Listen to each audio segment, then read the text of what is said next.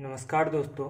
आज की इस वीडियो में हम बात करने वाले हैं इंडिया मार्ट के फाइनेंशियल रिजल्ट्स के बारे में, जो कि आज अनाउंस हो चुके हैं। तो क्वार्टर वन के रिजल्ट्स हम यहाँ पे देखने वाले हैं। तो आपके सामने कंसोलिडेटेड फाइनेंशियल स्टेटमेंट है। तो सबसे पहले हम रेवेन्यू की यहाँ पे बात करें तो रेवेन्यू की हम बात कर लेते हैं सबसे पहले।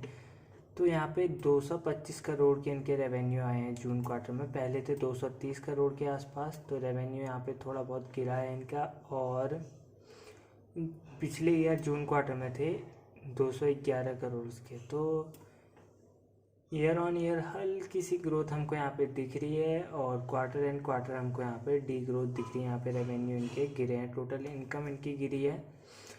तो अब प्रॉफिट की बात यहाँ पे कर लेते हैं। हम प्रॉफिट की बात यहाँ पे करें हम तो 46 करोड़ के यहाँ पे इनके प्रॉफिट है, और पहले थे इनके 57 करोड़ के। तो प्रॉफिट में भी यहाँ पे गिरावट हुई है, और लास्ट ईयर जून क्वार्टर में इनके 87 करोड़ के यहाँ पे प्रॉफिट थे। तो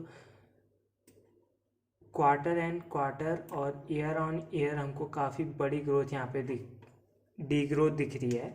यहाँ पे काफ़ी गिरे हैं, 87 करोड़ से यहाँ पे 46 करोड़ में इनके नेट प्रॉफिट आ चुके हैं, और क्वार्टर एंड क्वार्टर यहाँ पे 57 से 46 में आ गए। तो इनके रिजल्ट्स तो अच्छे नहीं आए हैं, और रेवेन्यू भी इनके गिरे हुए हैं, और नेट प्रॉफिट भी गिरा हुआ है। तो टोटल मिला के इनके रिजल्ट्स कुछ खास हमको यहाँ पे दिख नहीं रही हैं।